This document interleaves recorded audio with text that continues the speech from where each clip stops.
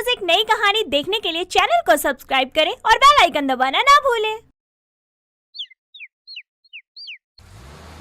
अजी मोहन साहब, घर अभी और कितना दूर है? यहाँ कार में बैठे बैठे मेरी तो कमर में दर्द होने लगा। अरे बस माँ, आधे घंटे का ही तो रास्ता रह गया है। बहुत जल्द हम मोहन अंकल के घर होंगे। जरा जल्दी चलो बेटा, मेरी तो कमर अकड़ रही है। हाँ माँ, गाड़ी तो भाई चला रहा है और आपको तो पता ही है ये रास्ते कितने खराब है। तेरी माँ नहीं मानने वाली बेटा, इसको बस कमर दिख रही है। रघुवीर की बात सुनकर सभी हंसने लगते हैं, तो वहीं सावित्री अपना मुंह फुला लेती है।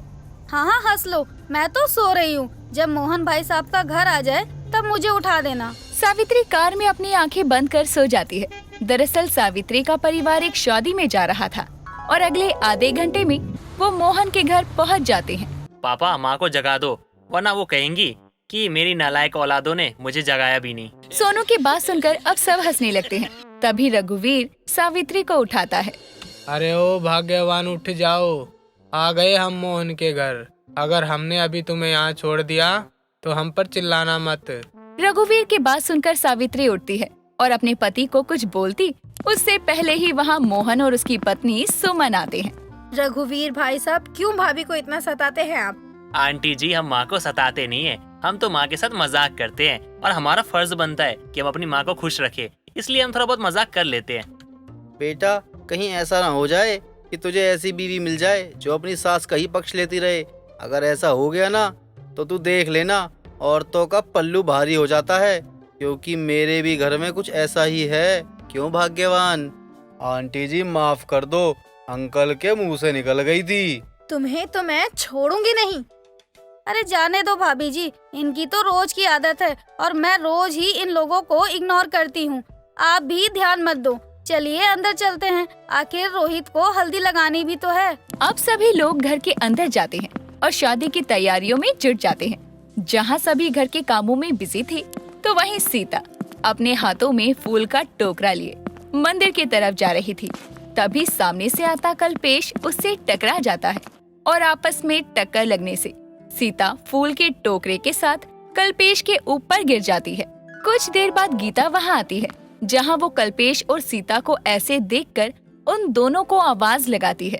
ओ तोता मैना, तुम दोनों यहाँ क्या कर रहे हो? यहाँ तुम्हारी शादी नहीं बल्कि ये भैया की शादी है, इसलिए अपना ये प्यार का लोचा बंद करो और हटो यहाँ से। उसकी बात सुनकर सीता अब जल्दी से उठती है और वहाँ से शर्माते हुए जाने लगती है। पर जैसे ही कल्पेश की नजर गीता पर जाती है, तो वो उन दोनों को एक जैसा देख बोलता है। ये क्या देख रहा हूँ मैं? तुम दोनों तो हूबहू हो। हाँ, हम दोनों एक जैसे दिखते हैं क्योंकि हम जुड़वा है। सीता चलो, माँ बुला रही है, क्योंकि मंदिर तक फूल तो गए नहीं। गीता सीता को अपने साथ ले जाती है, पर कल्पेश की नजर तो बस सीता पर ही थी। देखते ही देखते रात हो जाती है। जहाँ सभी बैठकर खाना खा रहे थे, तो वहीं कल्पेश घर के बाहर अंधेरे में बैठकर फोन चला रहा था। सीता कल्पेश के पास आती है। मैं आपसे माफी मांगना चाहती हूँ। माफी? पर क्यों? गीता की तरफ से उसने आपको ना जाने कितना कुछ बोल दिया, वो भी बिना जाने। कोई बात नहीं, मैंने उसकी बातों का बुरा नहीं माना। जहाँ सीता और कल्पेश आपस में बातें कर रहे थे, तो वहीं गीता अपने हाथों में आइसक्रीम लेकर सोनू के कमरे में जाती है। अब गुस्सा छोड़ भी दो, मान जाओ ना। मान जाऊं ऐसे ही? अरे तुमने मेरे बड़े भाई की इतनी बेइज्जती की है, इतना कुछ कहा है उन्हें और उनके साथ इतनी बेरुखी भी की है, तो मैं तुमसे कैसे बात कर सकता हूँ? तुम कहो तो मैं तुम्हारे लिए भैया से माफी मांग लूंगी। कोई जरूरत नहीं है, मैं अपने भाई को देख लूंगा।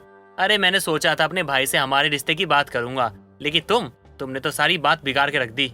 कुछ नहीं बिगड़ा है और उनको बात करनी पड़ेगी, क्योंकि जिस तरह से हम एक दूसरे से प्यार करते हैं, ठीक उसी तरह से सीता और कल्पेश भैया भी एक दूसरे से प्यार करते हैं। अगर तुम्हें मेरी बात पर विश्वास नहीं हो रहा तो जाओ बाहर जाकर देख लो।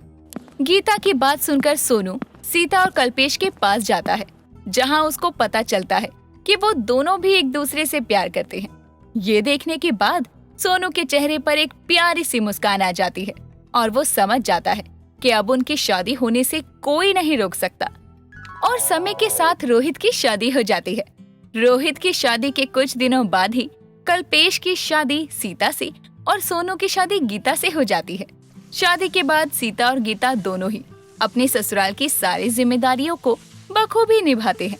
ऐसे ही एक दिन बहू, आज कुछ अच्छा खाने का मन कर रहा है, इसीलिए मैं चाहती हूँ कि तुम दोनों कुछ बढ़िया सा बनाओ। पर माँ जी, आखिर आपको खाना क्या है? बहू, जो मन हो वो बना ले, बस आज कुछ अच्छा बनाइयो। मन कर रहा है कुछ अच्छा खाने का। वैसे भी मेरी ट्विंस बहू की रसोई हमेशा अच्छी रहती है। अपनी सास की बात सुनकर सीता और गीता रसोई में जाती हैं और खाना बनाने में लग जाती हैं। और बहुत जल्द खाना बनाने के बाद वो खाने को जैसे ही टेबल पर रखती हैं, वैसे ही सावित्री की पड़ोसन उसके घर आ जाती है। अरे वाह सावित्री, तेरे घर से तो बड़ी अच्छी खुशबू आ रही है। लगता है तेरी दोनों जुड़वा बहू ने कुछ बढ़िया सा खाना बनाया है। लगता है नहीं, बल्कि मेरी बहू सच में बहुत अच्छा खाना बनाती है।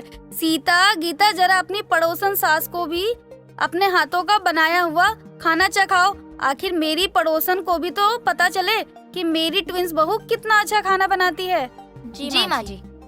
सीता अपनी पड़ोसन सास को खाने की टेबल पर बैठाती है और गीता उसके सामने खाना परोसती है। और खाना खाने के बाद क्या लाजवाब खाना बनाया है तुम दोनों ने। आखिर तुम दोनों अपने खाने में ऐसा क्या डालती हो? ये तो हम दोनों बहनों का सीक्रेट है जो हम किसी को नहीं बताते हैं, और वो सीक्रेट हमारी रसोई है, रसोई। जरा मुझे भी तो अपनी रसोई दिखा दो।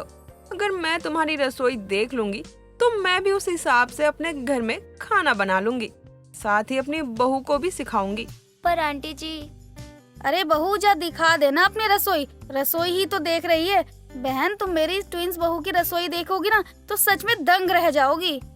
सावित्री के बोलने पर सीता गीता अपनी पड़ोसन को अपने किचन में ले जाती है, जहाँ पर उसकी पड़ोसन दोनों ट्विंस बहनों की रसोई देखकर सच में दंग रह जाती है, क्योंकि उन्होंने अपनी रसोई को काफी अच्छे से रखा था। सारा सामान फिक्स था, कहीं कोई गंदगी नहीं थी। और इस तरह की सफाई देखकर उसकी पड़ोसन की आंखें फटी की फटी रह जाती है। तुम्हारी रसोई तो सच में बहुत ही साफ है। हमारे ही घर में बहुएं हैं, लेकिन वो इतनी सफाई रखती ही नहीं। यहाँ सारे मसाले सही से हैं, बर्तन फिक्स हैं। मानना पड़ेगा सावित्री, तेरी ट्विंस बहू की रसोई सच में बहुत अच्छी है। वो तो है बहन, मेरी दोनों ट्विंस बहू की रसोई सच में बहुत साफ सुथरी रहती है। मैं तो ऐसी बहू को पाकर धन्य हो गई। मेरी घर में साक्षात लक्ष्मी और अन्नपूर्णा का वास है। बहू, जरा थोड़े से टिप्स मुझे भी दे दे। आंटी जी, साफ सफाई तो खुद के हाथों में होती है, बस फर्क इतना है कि सफाई किस तरह से की जाती है। अगर आपके घर में सफाई अच्छे से होगी और सारी चीजें टाइम टू टाइम अपडेट होंगी तो आपकी भी रसोई अच्छी हो जाएगी। उसकी बातें सुनकर पड़ोसन के चेहरे पर मुस्कान आ जाती है और वो उन दोनों को आशीर्वाद देकर वहाँ से चली जाती है। ये देखकर सावित्री का गर्व से सीना चौड़ा हो जाता है और वो अपनी दोनों बहुओं को गले से लगा लेती है। दोस्तों, अगर आपको ये कहानी पसंद आई तो इसे लाइक करें, शेयर करें और कमेंट करके बताएं कि कहानी में आपको सबसे अच्छा क्या लगा।